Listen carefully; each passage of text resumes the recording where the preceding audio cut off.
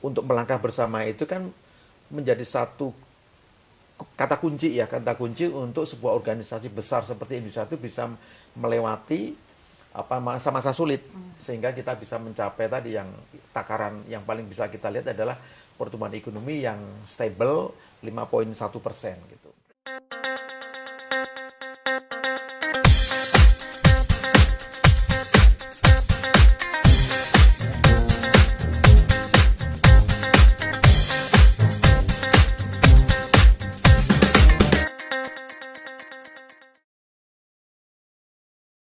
Halo Sobat Rakyat Merdeka, apa kabar semua? Semoga Anda semua dalam keadaan baik-baik saja, sehat walafiat.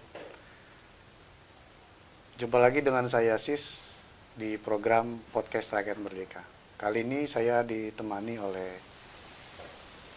senior saya, seorang perempuan yang cantik. Dia adalah pemimpin redaksi Remaidi, Mbak Firsti Estearini, atau akrab disapa Kak Hesti. Kak Hesti, apa kabar? Alhamdulillah baik, Kak Sis. Iya. Dalam kesempatan ini kami kedatangan bintang narasumber, seorang ekonom senior yang saat ini menjabat sebagai co-founder atau dewan pakar Institute of Social Economic and Digital. Ini Bapak Rian Kirianto. Pak Rian, sebelumnya salaman dulu Pak, biar nggak Salam sehat. Salam sehat. Apa kabar Pak? Luar biasa. Iya. Pak Rian, ini sebentar lagi Pak Jokowi akan berakhir. Iya. Tinggal hitungan hari. Tanggal 20 Oktober nanti kita sudah punya presiden baru, Iya. Pak Prabowo Subianto dan Mas Gibran Rakabuming Raka Iya. sebagai wakil presiden. Cuma hari ini yang mau kita bahas adalah legasi yang dilakukan pemerintah Pak Jokowi khususnya di bidang ekonomi, Pak. Kita tahu Pak Jokowi dalam 10 tahun terakhir, dalam 10 tahun kepemimpinannya, diakui banyak pihak, bahkan dunia, terkait masalah stabilitas pertumbuhan ekonomi, Pak. Di akhir-akhir menjelang ini pun ketika kita dihantam COVID-19, dunia sedang tidak baik-baik saja, terjadi perang di Timur Tengah, Rusia, Ukraina yang tidak selesai, tapi pertumbuhan kita tetap positif, Pak. Kalau menurut Pak Rian itu sebenarnya dari perspektif seorang ekonom itu apa sih sebenarnya kunci keberhasilan itu, Pak? Bisa menjaga stabilitas ini tetap tumbuh positif terus di atas 5%.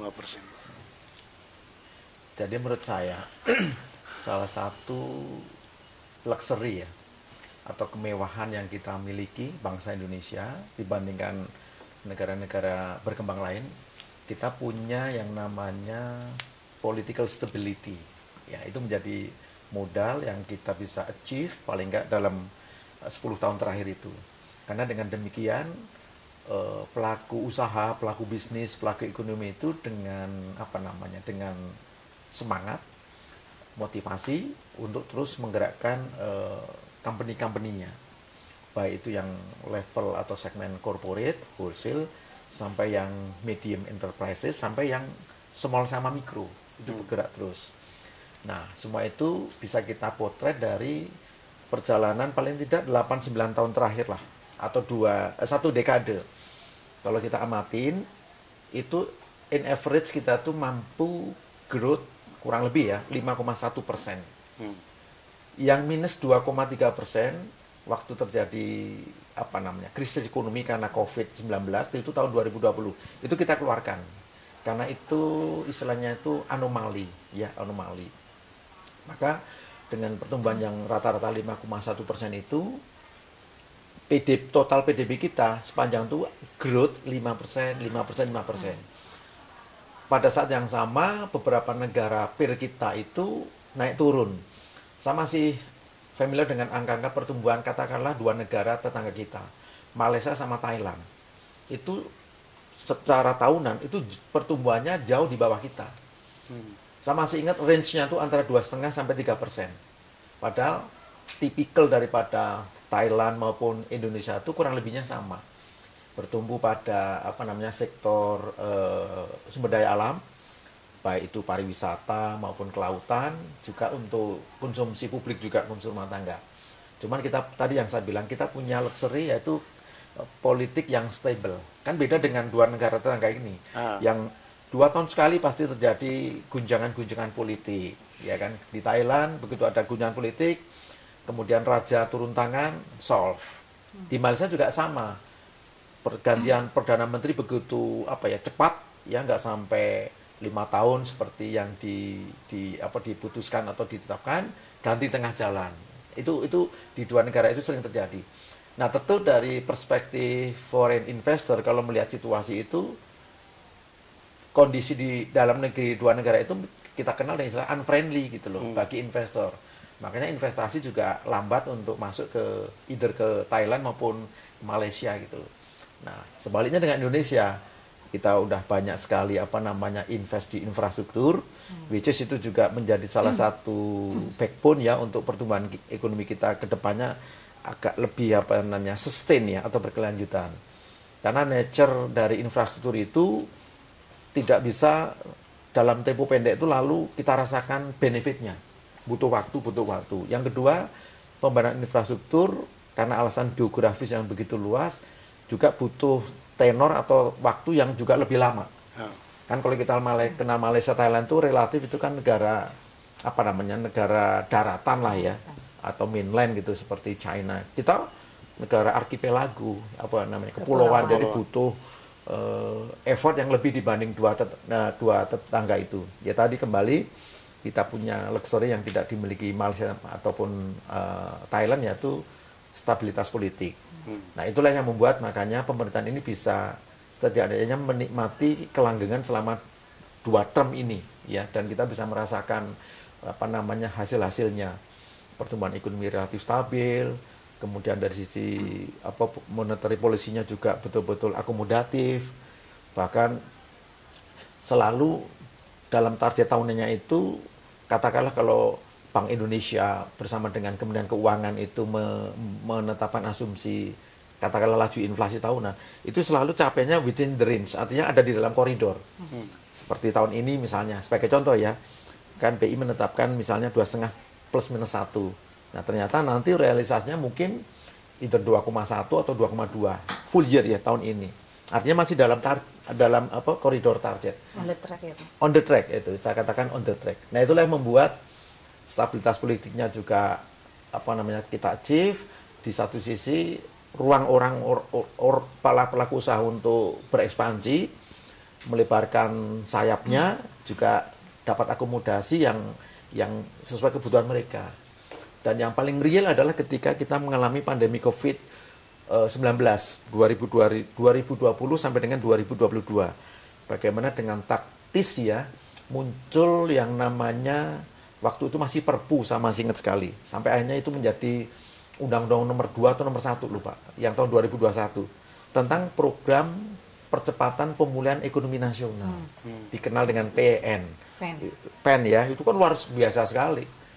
Bagaimana seluruh elemen kementerian lembaga di backup dengan keputusan politik ya, merilis penetapan itu yang memberikan angin segar bagi pelaku ekonomi, pelaku sektor keuangan untuk sama-sama istilahnya itu bergotong royong ya, sama-sama menghadapi COVID. Dan kita kalau ibarat anak sekolah boleh kita bilang kita tuh lulus ujian dengan istilahnya tuh cum laude. Ya itu. Padahal kita nggak lockdown total kayak tetangga ya, Pak. Persis. Dan yang penting lagi, Mbak Desi, kita tuh bukan negara yang mampu memproduksi vaksin sendiri. Itu. Tapi kita dengan cepat segera kita bisa recover dari minus 2,3 lalu kita tumbuh ke 3, sekian, seingat saya 3,7, langsung melejit 5,1. Artinya kita udah menapak pada bahasa saya ya, new normal growth, 5 poin sekian gitu loh. Itu adalah capaian terbaik yang bisa kita kerjakan di tengah situasi yang di luar sana sebetulnya relatif tidak friendly dengan kita ya. Tadi masih sampaikan ada perang di 12 Februari 2022, tiba-tiba Rusia menyerang Ukraina. Saya masih ingat itu. Kemudian begitu COVID sudah selesai, perang di Ukraina belum selesai, muncul 7 Oktober 2023. Iya, itu Israel Israel menyerang Hamas, kepentingan Hamas dan seterusnya. Sampai sekarang kan dengan kelompok Hizbullah ya. Nah itu. Tepat hari ini Pak, setahun. Oh, setahun dari ini. Setahun serangan Israel ke Hamas. Dan itu tentu dengan segala konsekuensi ya, karena kita kan menganut sistem ekonomi terbuka. Jadi apa yang terjadi di belahan sana itu rambatannya itu ke kita juga. Lebih-lebih jangan lupa kita adalah negara dengan status importir minyak. Jadi kalau ada perang di jalur Gaza atau di Middle East gitu, kemudian mempengaruhi pembentukan harga minyak, katakanlah sampai menyentuh $90 per barrel, itu kita rasakan impact-nya. Karena kita adalah negara importir minyak gitu. Dari paparan Pak Rian tadi, berarti bisa disimpulkan bahwa glowing-nya rapot kita, glowing in the dark-nya perekonomian Indonesia itu karena kuatnya leadership pemimpin kita ya. Juga kuatnya diplomasi. Iya. Jadi benar ya, Mbak Efri benar. Satu, leadership kolegial. Kepemimpinan kolektif itu artinya dari pemimpin tertinggi sampai subordinatnya. Kalau kita bicara subordinat itu ada kementerian, lembaga, dan tentu institusi pemerintah yang lain, baik di pusat, di tingkat 1 provinsi sampai di tingkat 2 kabupaten sama kota. Tapi juga harmoni untuk melangkah bersama itu kan menjadi satu kata kunci untuk sebuah organisasi besar seperti Indonesia itu bisa melewati masa-masa sulit, sehingga kita bisa mencapai tadi yang takaran yang paling bisa kita lihat adalah pertumbuhan ekonomi yang stable 5,1% gitu. Kemudian inflasinya pun betul-betul manageable atau controllable. Ya tentu ini ada prestasi baik dari Bank Indonesia, dari TPI pusat maupun TPI daerah, kolaborasi yang luar biasa sehingga kita bisa mengendalikan inflasi pada takaran sesuai target. Nah, catatan berikut tadi yang disampaikan Mbak Esti kepemimpinan yang kolektif, kemudian tapi juga ini yang penting, walk the talk. Walk the talk itu penting karena apa yang diucapkan itu harus dikerjakan gitu loh. Kalau bahasa yang keren itu tidak cukup send, tapi harus delivered.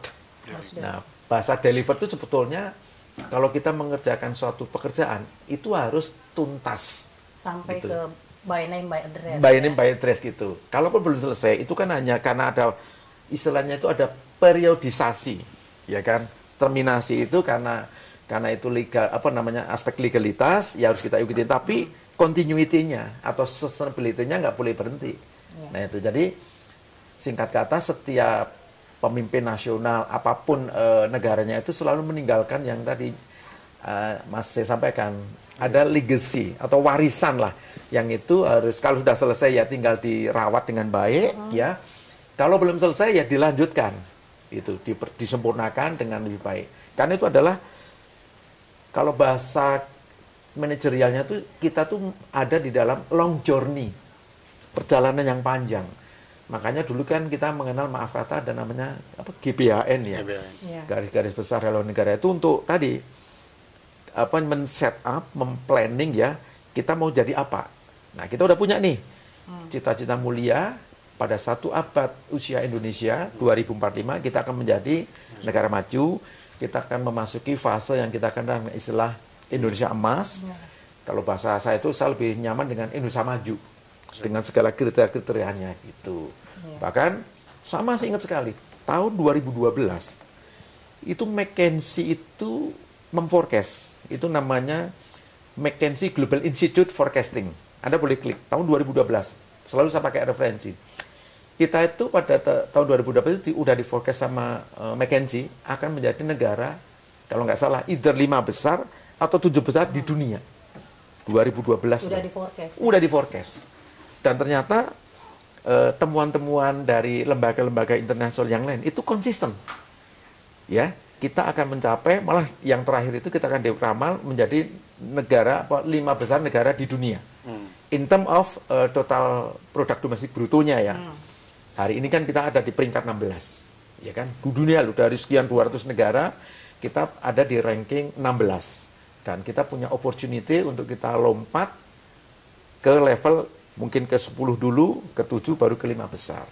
Gitu. Karena potensinya kita memiliki. Ya mungkin negara lain sudah mengalami istilahnya itu proses eh, kematangan yang memuncak itu apa istilahnya. Jadi mereka udah sampai puncak, saatnya untuk declining. Nah, kita sedang mendaki loh. Nah, pendakian itu jangan pernah menyebut kita akan mencapai puncak. Puncaknya itu unlimited.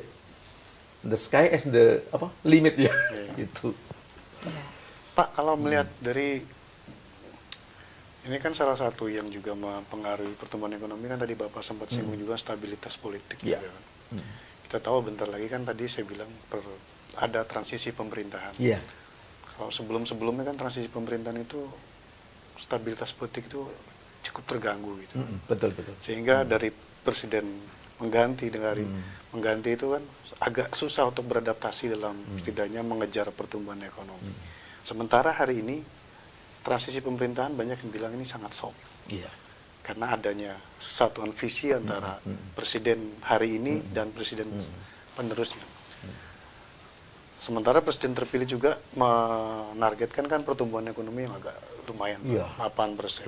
Tapi dengan modal yang sekarang ini kalau Bapak melihat gimana Pak prospek ke depannya Pak?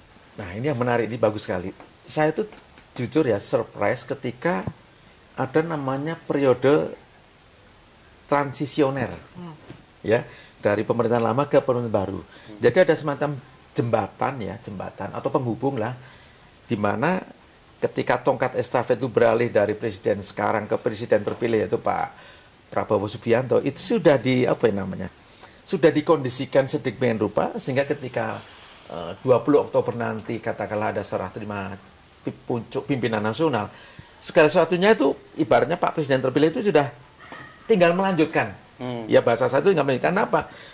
Tongkat estafet itu sudah disiapkan sedemikian rupa dari sisi fisik maupun dari non fisik. Non fisik itu artinya rules ya, atau policy udah disiapkan sedemikian rupa. Termasuk apa? Penetapan alokasi budget, anggaran. Karena ada beberapa komitmen politik yang harus direalisasikan oleh presiden terpilih. Seperti yang saya ingat adalah anggaran untuk makan bergizi bagi anak-anak kita lah gitu, usia sekolah itu kan harus dipenuhi. Dan dengan adanya transisi itu masuklah di situ mungkin entah di anggaran Perlinsos itu adalah perlindungan sosial atau semacam social safety net ya, mungkin ada di situ, atau mungkin dialokasi di pendidikan karena itu blended dengan pengembangan kualitas intelektualitas SDM anak-anak kita bisa saja. Tapi yang pasti angkanya udah ada. Kalau nggak salah 71 triliun ya. Nah itu artinya ini serius ini gitu loh, serius. Dan mudah-mudahan ini bisa berlanjut dan tentunya kalau ini memberikan efek yang real di lapangan. Karena kalau anak-anak kita tuh dengan asupan yang betul-betul berkualitas, nanti dia akan menjadi manusia-manusia yang cerdas ya, tentu dengan amal soleh lah ya. Dan ini akan menjadi potensi yang luar biasa bagi Indonesia ke depan tadi. Jangan lupa 2045 itu anak-anak kita nanti akan menjadi pemimpin untuk manage, mengelola Indonesia ke depan setelah 100 tahun. Gitu. Mencapainya 8% itu kira-kira sulit atau setengah sulit atau bagaimana Pak? Saya harus mengatakan kalau itu pertanyaan itu jangka pendek, saya mengatakan sulit. Tidak bisa istilahnya secara instantly ya, atau secara tiba-tiba tuh dari 5,1 tiba-tiba 8%. Selalu ada staging. Harus gradual. Harus gradual atau bertahap. Sekarang 5,1 oke, bersyukur. Tahun depan mungkin aku naik dikit 5,3. Tahun depannya lagi 5. Terus staging. Mungkin kalaupun di era pemerintahan Pak Prabowo ini angka 8% belum tercapai, tapi itu menjadi pondasi untuk next generation atau next government gitu loh. Sehingga angka 8% itu bukan datang dari langit, tapi ada perhitungan-perhitungannya. Kalau misalnya, katakanlah di tahun keempat, kelima, mungkin nggak, nah saya baru bisa ngomong, mungkin dengan catatan ada semacam perbaikan yang sifatnya menyeluruh. Bahasa kerennya itu adalah, sebetulnya ini udah kita pahami, reformasi struktural. Apapun, ya, clean government, good government, ekstrimnya aja, no corruption misalnya. Kemudian kita perbaikan angka incremental capital output ratio kita, ICOR kita, karena ICOR kita udah tinggi mas, more or less 6%, angka 6. Kan idealnya kita compare dengan negara tetangga, peer group kita kan mereka rata-rata 3,5 sampai 4. Tentu kita akan kalah kalau kita nggak compete untuk memperbaiki angka ICOR kita. Kemudian yang jelas-jelas harus dikejarkan adalah ini. Jangan lupa kita harus maintain, kalau bahkan harus improve mengenai ini level ease of doing business. Kemudahan berbisnis. Jadi kita kasih karpet merah, siapapun investor asing itu, kita tidak dalam artian kita bersifat universal ya, mau datang dari Tiongkok, mau datang dari Amerika, mau datang dari Eropa, silahkan. Yang penting dia ikut membantu menggerakkan roda-roda ekonomi Indonesia. Gitu. Nah di sini yang perlu dijaga adalah kepentingan nasional atau national interest. Isu ini agak diabaikan ini, makanya kan jadi ribut. Wah nanti yang diuntungkan adalah investor asing, kita nggak dapat apa-apa. Karena tadi isu mengenai kepentingan nasional itu nggak diekspos gitu loh. Dengan adanya smelterisasi misalnya oleh investor asing, itu sesungguhnya kan membuka lapangan kerja. Kemudian mendayagunakan aset-aset kita yang tidak produktif menjadi produktif, sehingga memiliki value, dan seterusnya, dan seterusnya. Nanti kita bisa cek 2 tahun terakhir angka pertumbuhan produk domestik regional bruto (PDRB) di wilayah Kalimantan dan Sulawesi itu selalu di atas PDB nasional dan selalu di atas PDRB Jawa. Itu nggak bisa kita pungkirin. Data faktual menyatakan demikian. Ya karena tadi itu efek langsung, dampak langsung dari istilahnya tuh hilirisasi atau smelterisasi loh.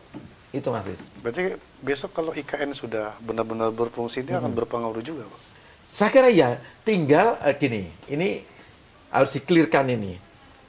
Ibu kota Nusantara itu apakah memang akan menjadi capital ibu kota atau dia akan menjadi semacam kota industri, kota bisnis. Ya. Karena referensinya, mohon maaf saya harus mengatakan nggak clear. Kalau kita belajar dari Australia, kemudian belajar dari Amerika Serikat, itu clear bahwa ibu kota itu adalah ya ibu kota pemerintahan. Itu namanya kalau di Australia itu Canberra.